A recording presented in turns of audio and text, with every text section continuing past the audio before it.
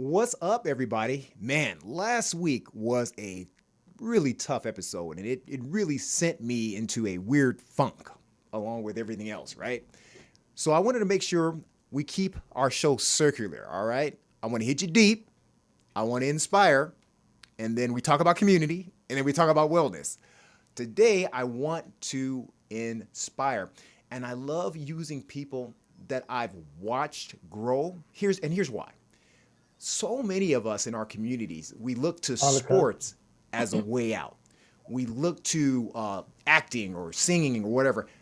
Those jobs are really, really hard to come by. What if I told you or gave you a person that came all the way from Africa, hit the ground running, and made it here from scratch to show you how you can chase your dreams and become passionate? Guys, it's not just me.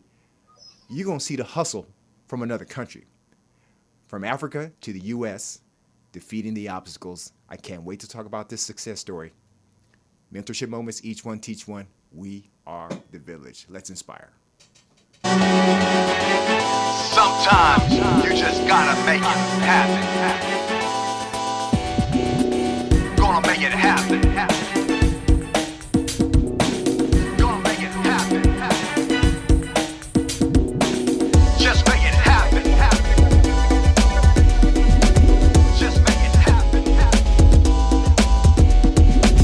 Just make it happen. All right. Welcome to Mentorship Moments. Each one teach one. We are the village. I see my people coming in already. Listen, today we are just going to talk about we're going to be inspirational to each other. You know, it can't just be me all the time.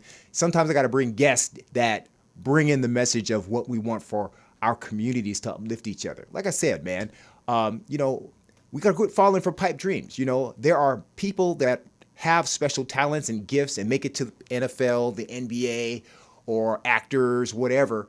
Man, but what about getting on that grind on your own and making it happen for yourself with other dreams like engineering, personal training, being the best that you can be in there? And that's what we're here to talk about. Now, we're going to get into that in a second. But before I get started, man, let's talk about some current events, man. I was sitting here talking to a poetess, who's running the booth and helping produce the show. And she gave me a homework assignment, I say, an inspirational homework assignment, or maybe a movie to watch. And it's called, do I have this right, the poetess Coded Bias? Now, listen, I don't know if it's on Netflix or wherever, but okay, she's going to find out and let you guys know. I guess there was a sister, right, that understood that facial recognition didn't do a good job of recognizing African American. It's on Netflix, okay? African American features. So that is my assignment to watch this weekend. Coded Bias. I can't wait to check that out. I mean, and I think there was a couple of articles on what some of the things that she's done. Do you have her name? Her name is Joy. I'm gonna get her last name wrong. Ballerini or something. We'll do the best we can. Joy Bullerini. I'd love to have her on my show to talk about Coded Bias. That's going to be my homework assignment. Hopefully that'll be yours. All right. Next, I want to I love to promote books that I'm reading because I'm an author myself and I love inspirational books. And there's a book and I know many of you heard of the brother John C. Maxwell. He's wrote plenty of books on success principles. I'm reading one called, let me pull it up right now so you guys can read with me, or audio CD. It's like a 3-hour audio listening to your car, you get it done. It's the 21 Irrefutable Laws of Leadership. It's blowing my mind because it's confirming, since we're inspiring, what I believe leadership should be, all right? And the reason why, because it's one of my homework assignments in college as I progress. So listen, John C. Maxwell, and if you're listening, John C. Maxwell, I got to have you on my show, right? The 21 Irrefutable Laws of Leadership. I'm going through this so fast because it affirms what I believe a leadership style should be and what we need to work on to be better leaders. All right, so there it is. I love to talk about free topics. Now, today is kind of like a free day. We're going to inspire, but I love to have conversations. Today, we're talking about defeating obstacles. So if you're a person and we want to celebrate the obstacles that you've defeated, you can call in at 323-815 4204. That's 323-815-4204. Now, be inspired as we begin talking with our guests and you're motivated, call in the line, celebrate. Hey, what you got? What did you accomplish? Where did you promote to? So we can give you like a little CJ hand clap. I'm the only one in the audience besides Poetess and two cats. Plus one. All right. So we'll give you a meow and two hand claps. All right. All right. All right. Before we continue, I need to give you a shout out to my sponsor. All right. First of all, my people sponsor. I forgot to mention her name. Moni Gibson was so inspired on one of the shows that she gave to the show, and we'll show you how to do that in a minute. But one of our biggest sponsor, and I can't wait to have her on a show for you to see this lady in her majesty, Yulita Carter of Mutual Realty Consultants. Okay, now, well, look at this beautiful lady right here. Now, this lady will sell you a house, and she even has her own magazine, Sweet Dreams, and it's blowing up. Listen, I want you to support this lady's business. It's a 5-star company. I was working on a song jingle, but I lost it in my head. I was going to blow up with it and blow her business up. But if it comes off wrong, I'll blow it up the wrong way. So if you want your house sold, if you want to be sold by the best, 213-804-3369. Mutual Realty Consultants. No, that was wrong. I'm going to have her on next week briefly to talk about her business herself. I am in full support of the Black Health Trust, okay? Now listen, I go on every Sunday, and if you just go on the blackhealthtrust.org, every Sunday they have something new to learn about health within the Black African American community. I just keep showing my face there. I'm not there every week. I did it one time. I can't wait to do it again. But I just like seeing my name in lights. You need to go on, and anything from COVID, HIV, you name it, you're going to get information from doctors from all over the country that look like you and me, right? That are telling you stuff that you may not get from your regular doctor. Not to saying that's good or bad, but we need to be understood, and sometimes that might take our own people. All right, so there you have it. Next week, I'm looking forward to, not in 2 weeks, we're going to have, I know this has been going around, this thing about this Officer Deion Joseph, which happens to be my brother, and which I'm proud of, and LeBron James. And, apparently what we've seen the right side or right punditry take his message as if it's some behavioral adjustment for LeBron James. And then we've seen the left not even have the courage to have this conversation. I believe the message has been muddled. He has cleared it up nationally on different TV and radio stations. But I want to have him on the show next week so you can get a full perspective coming from his mouth, unfiltered, because the intentions are so pure. It's really not what you think. I've seen people on social media being dragged left or right on the issue. And then after he's done talking, people say, And what we want to do on this law enforcement social environment for everything from Floyd to LeBron is get everybody to come to the center and say, how do we come to the table and begin talking again? And not just law enforcement. There's all kind of ways. We've been so cited. I forgot the term, cancel culture, this, that, and the other. I believe Officer Deion Joseph had a message more than just law enforcement, how we all need to begin talking no matter what walk of life you are in. Hey, I see Carla Hawkins. Hello. Fan of the show. Awesome. Welcome, my sister. And more people are popping in. If you are on Facebook and you have questions, I'll do my best to catch it because I don't have my lovely wife with me today. She's, doing the mommy thing, but I do miss her presence here. It seems like every time she steps on the set, into the gym, business picks up, she makes me classy, so I want to shout out to Eva Joseph. I love you, my dear. And I miss you sitting right here, but you know what? I think I can hold it down today. Maybe next week I need you back. All right. Or in 2 weeks. All right. YouTube, to my YouTube fam, listen, make your comments. I believe the Urban Spinster, the founder of the Urban Spinster, Miss Sadia Sandler, the single life expert, we're going to have her back shortly too. She'll be checking the YouTube comments and texting me if there are any questions from that, because I only have 2 arms, 2 eyes. So I'm doing the best I can to address everybody. All right. Cool. All right. I think I've got it all out the way. So you have your homework assignment. We're going to watch Coded Bias. I'm going to talk about it.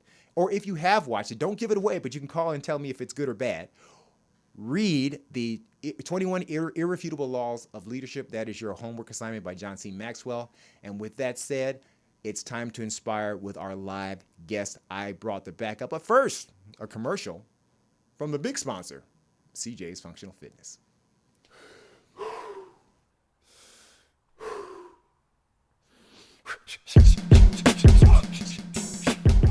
In life, we all have opponents to prepare for. But you don't have to be a fighting champion to defeat your current condition. You don't need to be the ultimate anything to tap out the stressors in life. But what if I told you that mastering your physical well-being, like a fighter, directly relates to mastering the obstacles in your daily life? The only challenger that awaits you is yourself. Do you accept your challenge? I'm CJ, and this is CJ's Functional Fitness, where you don't have to be a fighter to feel like one. So let's train. All right, I got to update that website. The website to CJ's Functional Fitness is www.cjffla.com. That's cjffla.com, where you can go into the CJ store and purchase wellness seminars, purchase my book. We'll talk about that later. Sign up for fitness training, because that's what I do best. I'm legendary for that. I'm the truth.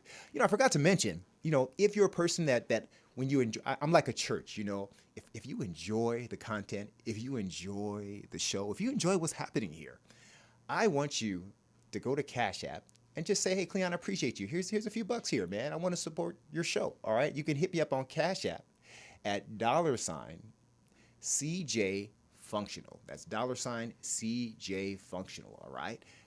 And you can also hit me up on Venmo at CJ Functional. And of course, we can always use followership, so you know what's going on with CJ. You can hit me up on Instagram, Twitter, Facebook, CJ Functional. Okay, I'm just join on YouTube. Subscribe, like and subscribe and share.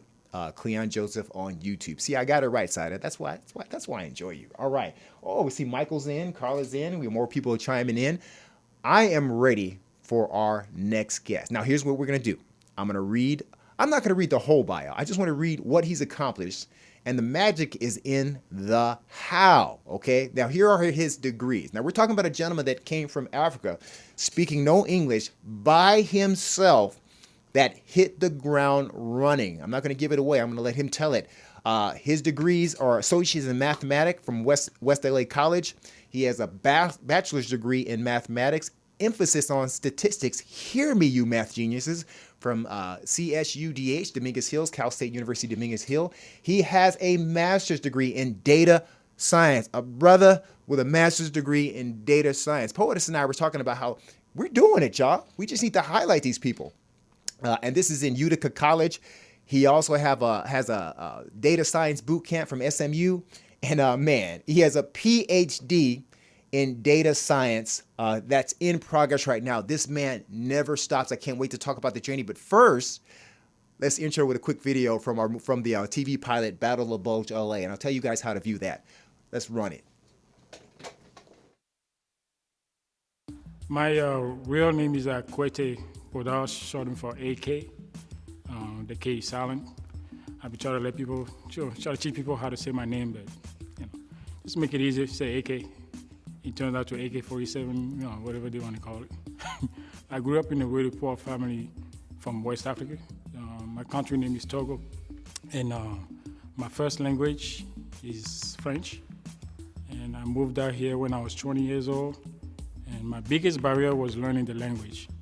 But one of the greatest things that I had to learn to overcome is the first thing that I always believe in is when you have faith in something, anything is possible. My mom pretty much was my biggest motivation in pretty much my whole life. She worked so hard for me just to get here. And I remember when I was leaving, my whole family, my mom, my dad, they were crying. And I was just telling my mom, I'm like, why are you crying? It's me. Don't worry, I'll make through. I'll be fine. Just get me in there, just get me on the ground, and I'll be fine. She helped a lot praying for my first semester. And after, when I came, I remember going to the dorms and realizing I only had $20 left in my pocket. And I had to find a job as soon as possible. And going through the street of New York. Sometimes I still think about it, get emotional about it, but it's been a long journey, and I'm so grateful how far God has brought me. I landed a job working. Yeah, that's my boy. I've been knowing this guy for almost 10 years. Let me not keep you all waiting any longer. Ladies and gentlemen, living in Texas now, the man, the myth, the legend known as AK, all the way from West Africa, Akuete Kdopar. What's up, my man? Welcome to the show. What up, CJ? Oh, man, how you doing, man?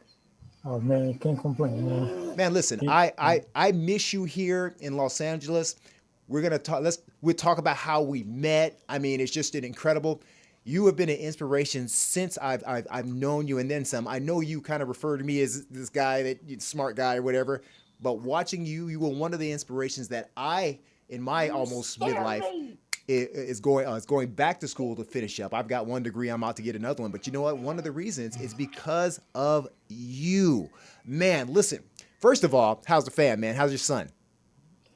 He's good. He's getting at that age where he's nonstop, and I'm trying to figure out how to keep him busy. I mean, Man, we went from we started with what karate, then we went to gymnastic, then we went to soccer. I mean, he's really like soccer. man. How about and I how wish he about those liked young martial art ladies though. you have? Those young girls.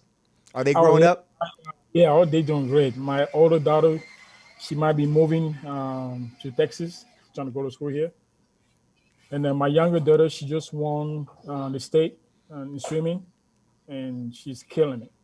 Man, here's another. We did a show about dads a few weeks ago, a couple of months ago, man, and you're one of the men I look to as an excellent father, and that's a whole nother show. I can't wait to have. Maybe I'll have a Father's Day show and have you back with some other guests. I want to get right to it because I really want to inspire. Listen, you said that one of your proudest accomplishments was escaping to America. First of all, let's talk about what it was like, because I know you're a proud African from West Africa, all right? But can you tell us the circumstances that was going on out there and what made you come out here to the land of opportunity, as some foreigners call it? Okay, tell us about that. So the thing about back home is so much corruption, and it's almost like it's who you know. Okay, No matter what degree you got, you can have a PhD in whatever you want to call it. It's all about who you know, and you're just as good as the people you surround yourself with. Um, Even I had friends that had PhD in engineering and mechanical engineering, but they drive in a taxi just to make a living.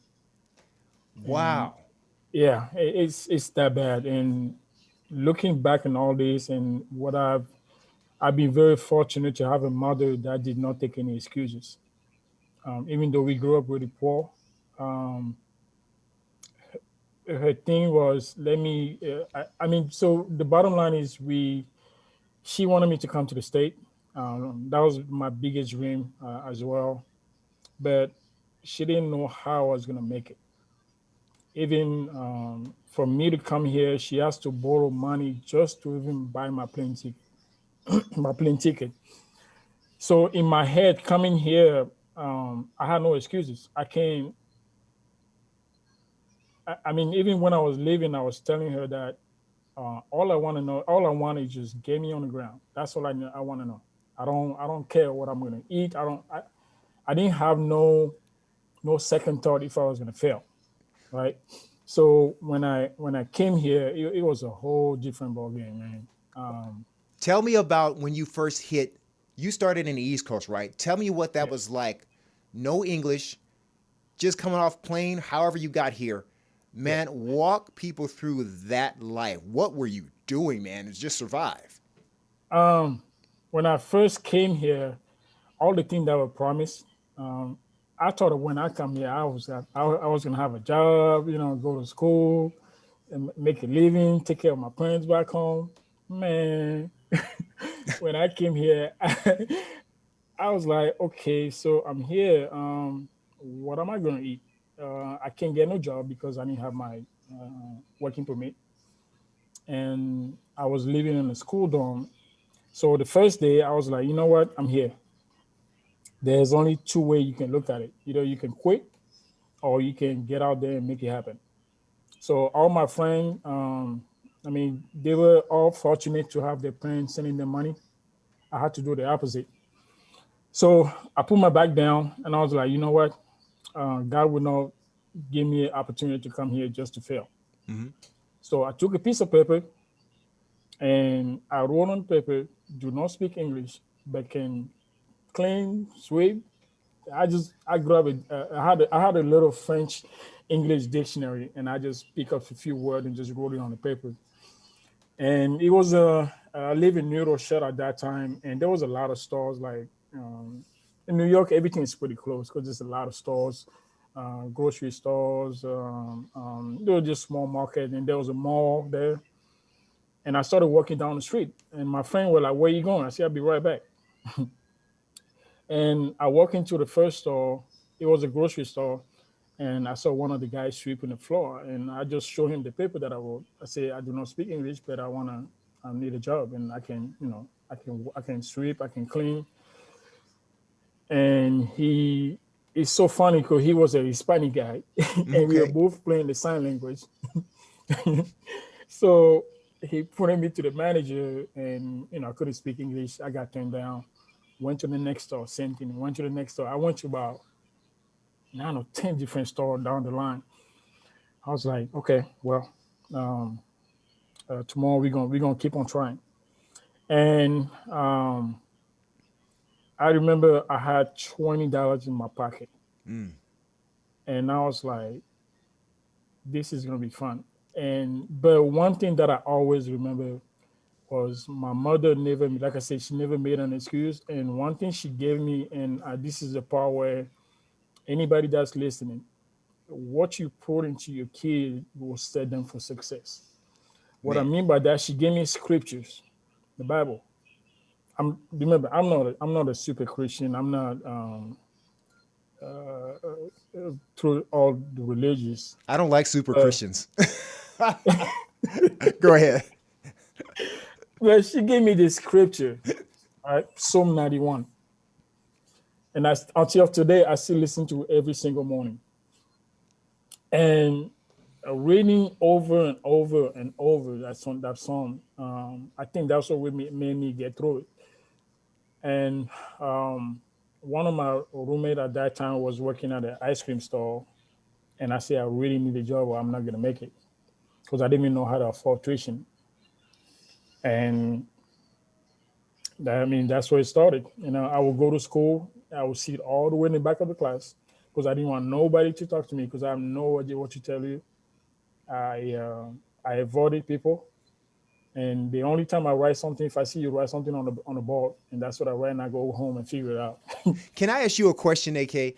How Yeah. did you learn? How long did it take you to understand and learn the English language while going to college? Because it looks like you didn't know or you can understand or speak it. So how hard was that? How long did it take you? I would say the first 2 years was, I don't like want to use the word hell, but it was hell. I didn't know how I was going to do this, and I read something about Malcolm X. He said he copied the dictionary. There was something about he copied the dictionary just to learn, and I started doing that. Okay. I started copying the dictionary when I get home, and then I would listen to CNN with a caption on and try to understand the word. And I didn't really have too many friends because all I was doing for the first 2 years was just working and go to school. Can I read off the list of some of the things that you've done? I have here selling ice cream. Yes. Imagine Mr. Buff AK selling ice cream, unloading cargo from commercial trucks, Yeah. fast food restaurants, and Yep. restaurant cook. I mean, Yes. this is all in a short period of time of a grind, correct? Yes. So, when long story short, what I did was when I started working at the ice cream store. Remember, I only knew two ice cream. From where I came from, we only know vanilla and chocolate. We don't know none of those cookies and cream, chocolate, none of that. So I went to the ice cream store and they were like, oh man, I'm like 50 something different ice cream. And I remember the guy was like, "Yo, you need to be in the front selling ice cream." I said, "You must be crazy. You think?" I say, "I don't speak English. What do you mean by you want to be in the front selling ice cream?" So the way they placed the ice cream, this was so funny. So I took a piece of paper and I just draw a map with all the name. When somebody said they want to sell the ice cream, I go look at my map. So I came back the next day and they changed it. And this is the part where I thought I was gonna lose my job. So this lady comes in and then she's like, "I need cookies and cream." But on my map, cookies and cream was on the right. But the next morning they put it on the left. Oh. Whoa. So I went and she started getting angry. She's like, "I don't want cookies and cream. Why you give me this for?" And I was like, I look at my paper, I said, "Wait, cookies and this is," I was like, okay. So my boss came in, he's like, "It's okay, I got it." And I was scared. I was like, I need this job because if I don't get this job, I'm screwed pretty much. Wow. Right. So yeah, man. And then from there, I was working in the freezer, unloading ice cream in the freezer, and the glove they gave me was so thin. I would get home because I was working 70 to 80 hours a week and going to school full time. Whoa. Did you 70 to 8? How is that possible? You got to sleep it sometimes. 70 to 80 hours a week for real? Yeah. So basically, when I get off class, the owner, he gave me 5 days. I say I need more than that because I already did the math. I was getting paid $6 an hour. I did the math. I said I need whatever hours I can get. There's 168 hours in a week. All I need is when I get off school, I'm right in front of the store. I said, "Do you need help?" And I just pick up a broom and start sweeping for no reason. I say I need whatever hours I can get. Tell me, AK, how did you get your studying done working 80 hours a week? Because me in college, if I had girl problems, yeah, it was over. You know. Tell me, where did you find the incremental time to study and work? How did that work for you? I had note cards in between customers. I already had my note card in my pocket. I would read my note card because I was writing little note card to remember what I was studying. And sometimes I'll be selling pretzel outside in the little what's it called? Those little kiosks where I'll be cooking the pretzel and selling it. So whenever I have a downtime, I will have my book open. And while I'm doing my homework, somebody comes in, I set a pretzel and I go right back to my book. So I didn't have, I think what really drove me was I just felt like I have no time to waste. I have no excuse. I just didn't have time to go play around. I just don't. I just felt like I had a load on me that I had to overcome it. And all this time, the money that you were making was going back to Togo to your family? Part of it was going back to Togo and part of it was paying for my tuition. I remember I used to count pennies paying for my tuition until I got kicked out of the dorm room because I didn't have money to pay for my room and board. I didn't want to quit school, but I was still going to school and I was living at the store that I was working at because I became one of the manager. Mm-hmm. So at nighttime, I'll be closing the store. And when anybody leaves, I go back in there and sleep. So technically you were like homeless? Yeah. And how long did that last? How long did that last for you being homeless? In New York, at least 6 months because my parents, my sister, nobody knew what I was going through. Everybody, when they asked me, "Oh, I'm good," or sometimes I would crash at some friend's house, pretend that I fell asleep, but I knew exactly what I was doing. Well, here's what we're going to do, because now we're going to go into the funny style of life. Somehow you became a model. I want to talk about that after the commercial break.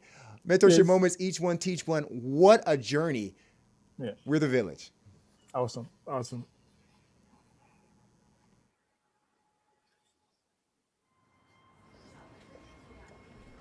Not every day I have the power to fight, but my body needs me.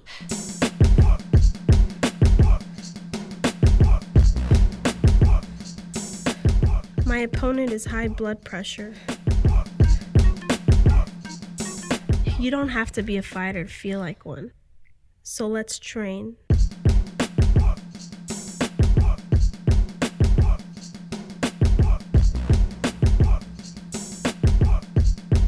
Shouts out to Ade Lamar, Radio Free 102.3 KJLA. She's a client, she's a friend, she's family. She says, Cleon, you need to keep running these commercials because they are badass. And you know what? With that said, that's what we're going to do. I mean, I love them. You know, Danny Sains, thank you for bringing your team in to help create the commercials, man. It's all about creating your brand, right? Now, but let's get back to the subject. Oh, you know, our sponsor, Yolita Carter, came in. She says, let me see what she said. When you have faith, anything is possible. Let me say that again. When you have faith, anything is possible. Getting back to our guest, AK, your life was taking so many twists and turns to a point where I felt watching you, you were willing to let even your body go to be successful. Tell me about how you got this modeling career. And was this in the East Coast? Did it start out there? No, so the whole modeling thing, me going to the gym, I went to the gym because I didn't have nowhere to go take a shower. So I would go to the gym 3 times a day. I used to have a membership when I moved to LA. I used to have a membership. No, it wasn't in LA. It was in Atlanta. When I moved to Atlanta, I met a good friend of mine. We played in the league back home together. So we used to go to the gym all the time. And one day, an agent met him at the gym. He's like, "You have a good physique. You need to come to this modeling gig." And he's like, "No, I got somebody better for you." And then he came at me with that nonsense. I said, "Hey, man, I'm on a grind. I ain't got time for that." And he tricked me. He's like, "Come on, just give me a ride." I said, "Okay, give me a ride." And I'm in the waiting room, and they were having the little gathering. And one of the scouts came out. He's like, "Why aren't you in a room?" I said, "I just gave one of my friends a ride. I'm just waiting for him to be done, and I'm out of here." He's like, "Please just come inside. Just come and sit down, and just if you're interested, let me know." I was just like, "Okay, cool." So I went in there, and there were 15 guys and about 20 some female. They were looking for 2 guys and about 5 females to sign them up, and I got picked Wow. the next day. And they called me. He's like, "Hey, we really love your physique. We want you to come on board." I said, "How much money is in there, man?" He's like, you can make good money. I said, "Okay, now you're talking." So, all right, let's do it. So that's where everything started. Did you And I find that started, conflicted with any of your faith principle values, or were you just at that point where you're going to be the light in that place? What's your thoughts on that? that was toward the when I started getting really big in the field. When I started getting at a higher level in the field, started signing big contracts.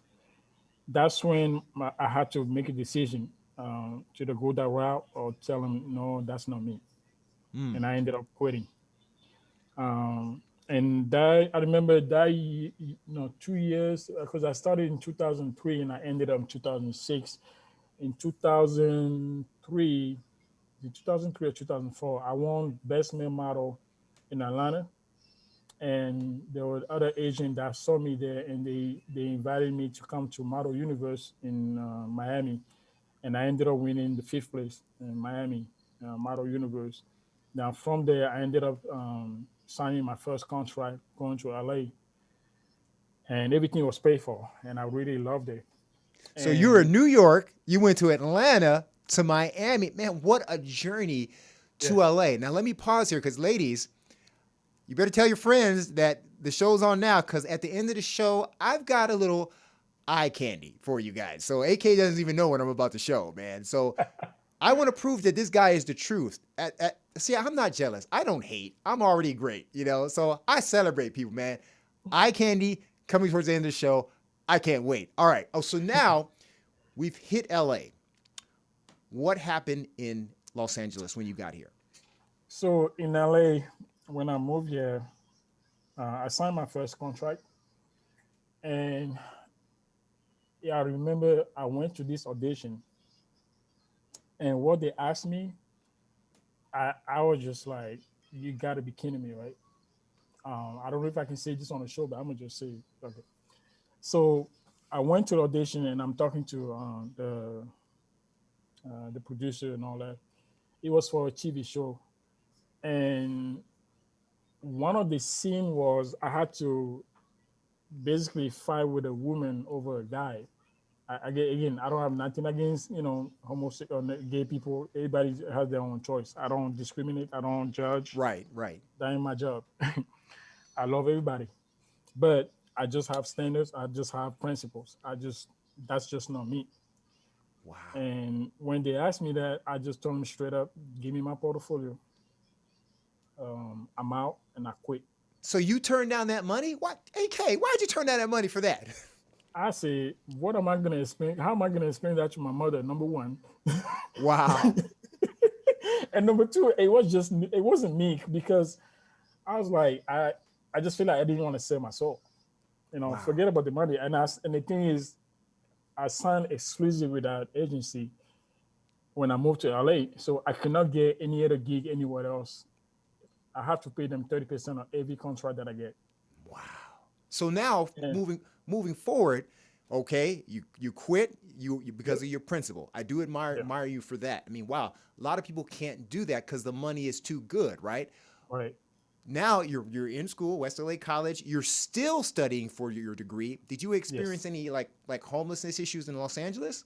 Yeah. So when I quit modeling, I didn't have nowhere to go because I broke out of my contract, and I lived in my car for a little bit, and that's when I started going to the gym 3 times a day because I didn't have nowhere to shower.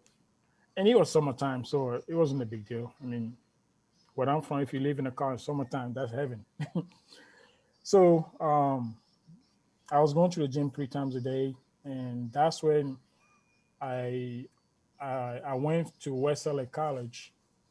I ended up playing football, West LA College, and then also when I test out for the assessment, I was approached by this group, and I guess it was like a tutoring program they had on campus, and they wanted me to be the lead tutor because I tested out really high in the math. I think I scored like 96 or 97% in math, and I placed in a calculus level. And they were like, "Well, we need help, in the math department." And I said, "Sure. I mean, is it paid job?" They're like, "Yeah, it's good money." I said, "Now you're talking." So I started. That's how I was able to send more money to my parents, and I was taking care of my daughter, and I didn't want to go get a place because my kids come first. Man. And I ended up staying in the car, and I was just like, "I'm gonna send that money to take care of my daughter." And it's My funny, mom. you were apart from them, but and due to circumstances, but you weren't absent. And that's when you told me that story, I was like, wow, so many fathers just run when their situations cause them to be detached. You were still funding and taking care of them financially and sending money home to Togo. Am I right? Absolutely. Tell me about the entrepreneurial bug, because around this time you also discovered, it's funny how fitness also led me to other principles of success. Yes, sir. Tell us about the entrepreneurial journey of being one of the best fitness trainers in the game. Tell me about that. How did that occur while going through all this? So me going to the gym 3 times a day, one of the trainers saw me there. He's like, "Hey man, you have good physique. Would you want to be a trainer?"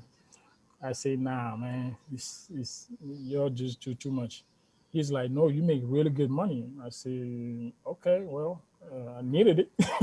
So he's like, "Well, but you got to get all your certification." I say, "Okay, yeah, no problem." I went and got my first one, NASM, and that's where everything started. And starting training client, started training some of my football teammate, and believe it or not, one of my clients was he had some nerve issue, and that was the time when I was studying for my CES. And when he came, his dad was the neurosurgeon, and he was like, "I'm looking for a trainer." I said, "Sure." I mean, AK, what's before the you problem? continue, let me explain what CES means. Yeah. NASM is the National Academy of Sports Medicine. That's the certification that I have. There are certifications under the NASM certification, CES, that is Corrective Exercise Specialist, PES, Performance Enhancement Specialist, and then some. And AK has acquired all of them. I just wanted to make sure you guys had an understanding of the level of competence that is in the room right now. Okay, I'm sorry, brother. Continue. So he came, and he popped his nerve twice, and his dad was like, "What are you gonna do?" And I gave him everything that I was gonna do, and we stayed together for a good 6 months. And the next thing he's like, "Hey, I own a company. I want you to train my staff." I say, "Sure, I'll take. I don't mind doing that." So he hooked me up big time. When I say, when you know people and you take care of people, everything. I don't know how to explain it. It's the more you give, the more you get back. Right. I believe in that concept. That's why I love you, So man. even with my nonprofit organization back home, I just never expect anything back. Never expect anything back. And I mean, even when COVID started with my nonprofit, we fed over 200 people and 40 some families when COVID first started. And for me, it's more the more I give, the better I feel. And everything just works out for the best. No matter how hard I may be going through a situation, or I may be going through a hard time, I know that everything is going to work out for the best. Well, And giving sometimes, for yeah, me gives me the same endorphin rush when we're giving. And you talk about your nonprofit that you had, and I want to celebrate that. But you also helped me with a community project called the Fitness Syndicate versus Obesity. And this is where I really fell into your heart mode, where I was like, man, this guy is the truth. First of all, he eventually came to my studio looking for a place to train his clients. And I always support businesses, but you got to be legit. The first time, it was my wife, my partner, K-Flash, Kelvin Gamble. What's up, man? We were interviewing him, and I said, this kid is special. We had to have him in this environment, because even though you're representing yourself, when I have great people around me, it makes me look even better, right? Can you tell us about our first meeting? yeah. So when I first came in and I saw CJ, I was like, because I heard a lot about you, and when I first saw you, I was like, this guy is a martial art guy. Just looking at your physique, and then when you say you modeled before, I was like, I knew it. I knew I saw you somewhere. I was like, I have to, because it just popped in my head, and I'm like, okay, this guy got his shit together.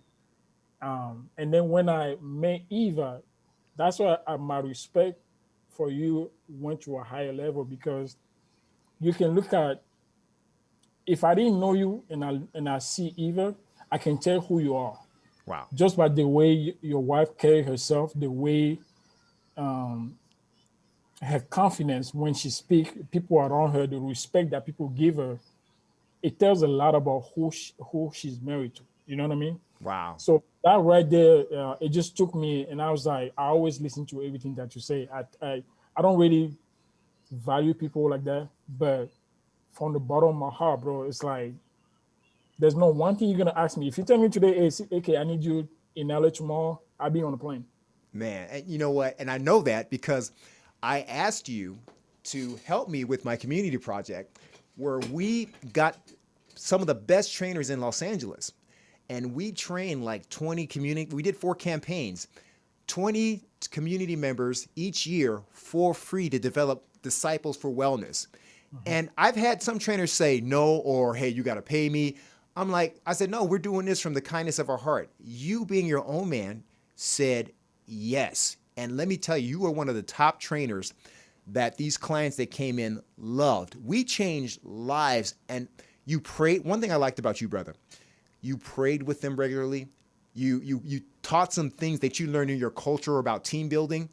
And I said, man, this brother and I will be connected the rest of our lives. And that's why you can do the same for me. You call me, man, we gonna make it happen, whatever we make happen, man. Absolutely. I appreciate you for that. But the biggest thing, and the reason I'm drawing you back to my gym, you were doing amazing things, but yet you were still supporting your family. You were still going to college, and you were increasing your levels from something else. You were already great at personal training, but you were constantly studying to this statistics and data. Tell us about that drive. You even grew out of that, got your degree, and now you're doing statistics, something that, many people in our community shy from. That's just the truth. Walk us through that process. I'm like, man, this kid is like the bionic man. Tell me about that. So growing up, I always loved math. because it kind of helped me stay in my zone. And I remember growing up so poor that there was a competition one time back home, and my mom was like, "If you get first or second place, I'm gonna give you a really nice vacation." And it ended up being a vacation that I went to Switzerland, and it was from one of the missionary that came back home, and they had a good relationship with my parents. And I don't know, I just love numbers. I just love playing with numbers and trying to figure out how to deal with it. So when I was going to school, and for me, fitness was kind of something I wanted to do on the side, because when I first moved to the state, my goal was to be able to get my PhD first in mathematics, and I was getting toward the actual science degree, and I ended up getting to the data science field, which is still has a lot to do with mathematics. And it's just, for me, I'm just very passionate about the field, and fitness was something I wanted to give back to the community as well. AK, here's where I knew you were going places, and the limit wasn't where you were at in my gym. I would come into the gym, and I'm looking around, I'm walking around, and generally when I'm seeing papers all around, I'm like, hey, all this trash around. I'd pick up these papers, and there's these mathematical equations that are like 14 pages long. And I'm like, what? Who is this? I would see books all over the place, and I was like, you know what? I'm okay with that, man. I was like, first of all, what the heck is this? What do you call this mathematical component, And I found out someone, Kelka, no, that's AKs. And I observed you working so hard one time because you were taking care of your girls, and you were taking care of your son. You were so tired one day that I saw you like you were just checked out in the gym, waiting for a client. And I remember just taking a photo. I tried to find it and put it up on the screen. And I put a post on social media and said, this man right here is one of the hardest working men I know. Out of nowhere, you're telling me you got your degrees. And I was so proud of you. But let me tell you where it inspired me. It left a scar in me to improve. I said, if you can do it, then I got to do better. I can't let somebody call me mentor without me shuffling under and being a mentee. What was it like getting your highest degree? Share that, because there are young brothers and sisters out there in our community that need to know there's a better way if they just apply themselves. Talk about that. Absolutely. So the bottom line is, when you want something really bad, sky is the limit, right? For me, people ask you, where do you find time to study? There's 24 hours in a day. If you sleep 5 hours, it's just a matter of mind over what they call it, mind over matters. Mm-hmm. How bad do you want it? That's how simple it is. Anybody can make the excuses, but at the end of the day, you're the one that's losing. And man, for me, I just feel like there's only two ways: either I quit or I keep going. Even though I was going, the hardest part for me was being in an environment where I felt rejected so many times because of the color of my skin. Mm-hmm. Tell us about that. How did you deal with racism? Because many of us, we get shell shocked, we're polarized, we get mad, and we give into our anger. I believe too many of us. Yeah. You overcame that. Briefly tell us what that's like in your perspective, coming from another country.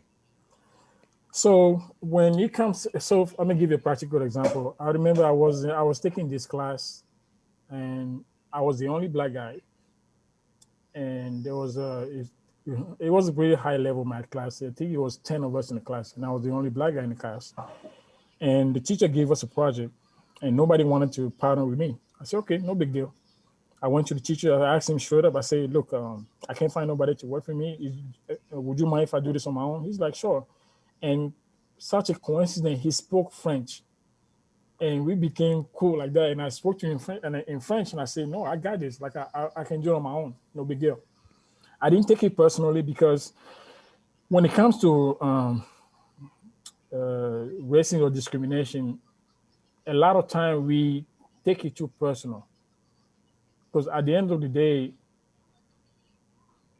people are gonna feel certain way about you, but it's up to you to take it to the heart, right? And I just didn't. I was just like, no big deal. You wasting your time trying to put me in this box when the only difference between you and me is just the color of my skin. Wow. And what And I love even about it, you never wore it on your skin. Now, you just exposed something that we'll show later. I got the surprise video for everybody. I got for the both those that speak multiple language, you're gonna love this. And for those ladies that want eye candy, you better tell your friends now. Here it's coming in a second. You eventually, and we're gonna pick up on that. You eventually up and left us. You know, I think last year sometime, you picked up that family and you went on to Texas after landing probably the job that you wanted after all your hard work. Tell us about that real quick before we go to break. so I coming to Texas. I applied for this job. Is my son, my little one. What's up, sir? It's been a long time, young man. How you doing? Say hi. Yes, sir. Yes, sir. Man, good to see you, man. All right, go ahead, AK. So I applied for this job in Texas. I think I applied about 7 times. And okay, hold on one second. Go sit down. Sit down, I'm coming. Go sit down. I want to play Mario. Okay, go sit down, I'm coming. I love Sorry, it. guys. That's Tell everybody your son's name real quick while he's settling down. Yeah, my little boy, his name is Malachi. There you are, still driving the old man crazy, huh? He's my motivation every day. Okay, that's enough. I love his energy. Stop. Yeah. Okay. Okay. Let me tell you, when this kid showed up at the gym, he did the same thing. He's gonna be energetic just like his dad. I love it. Yeah, man. Tell us about Texas, It's man. non-stop. So I applied for this job close to 7 times. And one day I was just like, you know what? They told me no 7 times. That ain't gonna stop me. So I called my boss at that time and I say, can you give me what we call a walk a mile? Yeah. I just want to go out there and just show my face. So on my day off, I got on a plane and I went to the department that I was trying to work in. And I said, just send me up on not interview, but just a one-on-one with one of the manager there. I just want to show my face. So we go in the conference room and he's showing me all this stuff, right? And then I gave him an idea. I said, well, it's great you're doing this way, but have you tried this way? And I started doing in front of him. He's like, so how did you learn all this? I said, nah, that's all I needed to hear. So now we're talking. So I say, well, I gave him my resume. I gave him my name, stuff that I do. And he's like, okay, I'm going to keep you in the back of my head. Man. And for anybody that's listening, when you want something bad, stop taking, how you say this? I use the term get out of the way of yourself. Exactly. So it's like, don't take things too personal. Give it everything you got. You may go there like 100 times, right? That 101 times, that may be your yes. So just because they turned me down 7 times, guess what? When I came in the department, now I became their best friend. Man. What if I had quit? I'd be mad at if you quit, because there is no quit in you. You know what? I want to give the ladies what they came here for, and I want to impress my people with the 4 languages that you speak. So here it is. Here's another clip from our Battle of Los Angeles. This is AK at his finest. You're gonna get inspired, but I want you to see how impressive my brother is. Pay you more Run it. to lose this weight. That had nothing to do with it. Your health is more important. If I can get somebody to get back on their feet, even at the age of 60 years old, you still can pick up your youngest or your grandkids and run around with the kids. No excuses whatsoever. And I don't work out because I want to impress anybody. I don't work out because I want to, what the world call, you got to look certain ways. I work out because this body that I'm in, I feel like it's been a blessing to me, and I have to take care of it. And that's the way I look at it. I look forward to go get my client to believe that they can be anything they want to do. Life is short, but in the end, is what you make out of it is what you're going to get. La vie est vraiment difficile. Mais quand tu persévères, tu arriveras toujours à tes besoins. Avec assez Cento, Wa nke jiro wa o la te wa kaka so yo ma fo. Ende pe ko le di like be abere. No so ko so me. Elle est vraiment impossible au matière arriver ni que le dire. But no so bera o que so do ma o mere. Di ko le dire la ba me. Amen. And my message to them is Man, AK, did I lay you out, man? Ladies, was you impressed? Did I give you, and some guys, I guess, did I give you guys what you wanted? Are you not impressed? Are you not entertained? No, man, that's my boy, man. You know, he speaks 4 languages, man, and it's incredible to watch this brother operate. And Carla's in here giving you the high fives on Facebook. Michael says, hey, you guys are amazing. Man, God bless you, Michael. Thank you for watching. This is awesome. AK, I want you told a lot. And I definitely, when we have our Father's Day show, I want you back as one of the fathers talking about fatherhood because it's going to be important. Along with Lateef William, my brother Dion. I want to have this forum with all these great fathers, these great men that I know. But as we close, I want you to give a word of inspiration to people. And I hope you've been inspired by the snippet, because we only get an hour, right? Technically, like 40 minutes of talking, of inspiration. Before we do that, I definitely want to promote my book, Navigating Through the Valleys of Success. Take a quick look, and AK, I'm going to have you close out, my man, all right? Here we go. Okay. So,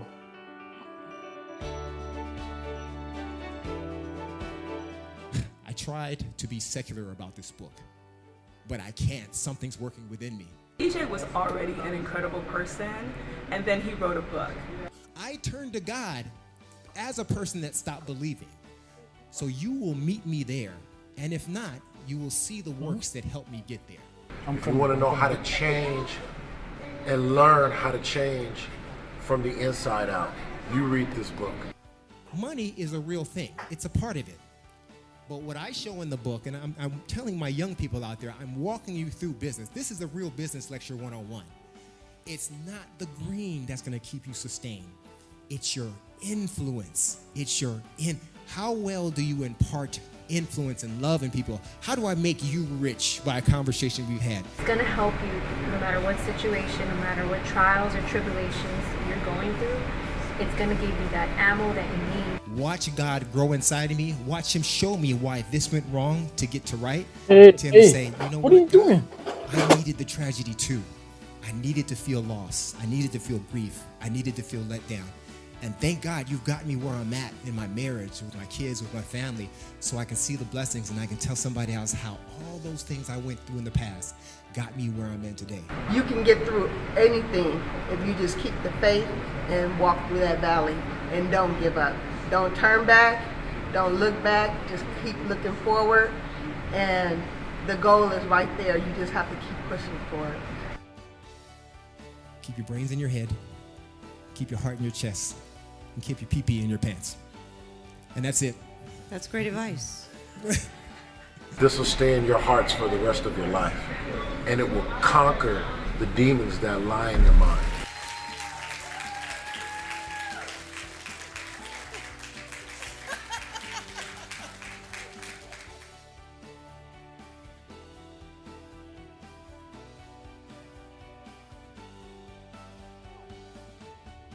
Yeah. CJFFLA.com, CJFFLA.com to get your copy or your autographed copy. You can also go to Amazon. It's on there. We're doing good. AK, I need you to give me a minute before we close out. Give me 1 minute of AK inspiration like you've never done it before, because people need to be inspired nowadays, especially after post-COVID. All right, let's go. Absolutely. 1 minute. So for anybody out there that's going through some rough time, what I want to say to you is that you learn more from failure than success. You know, think about it as a journey, as a muscle that you're building. It takes time to build it. So no matter what you're going through, just know that. Just know that the hard time don't last, right? But tough people do. And no matter how dark the night may be, the light always gonna come out. You know? Man. So I applaud everybody out there that's still trying. Just don't stop. Man. Don't stop. Hey, yeah, man, I love you, my man. I want you on Thank the you, bro. Father's Day show, man. So be ready for that, man. I know you. I know it's late out there in Texas. Get some sleep. Try to put that young man to sleep. Ladies and gentlemen, I told you, man, I got a whole different show, and I need your support because I think this is something that is good. There's a lot of things going on in the social climate, but it doesn't change what's happening, what we can fix in the underbelly so we can fix everything, man. I believe in community wealth. I believe in community genius, and that's the sole reason. And this show ain't changing. I'm not twerking. I ain't that desperate yet. Yeah, no, nope, not happening. I'm not going to show you my abs. We're going to get down to the business of things, wellness, community, getting it all together, wealth. It's right here. Mentorship Moments. Each one, teach one. I will see you in 2 weeks with guest, hopefully, Mr. Dion Joseph, the man himself. God bless you. I love you. We are the village. Boom. Catch you next time.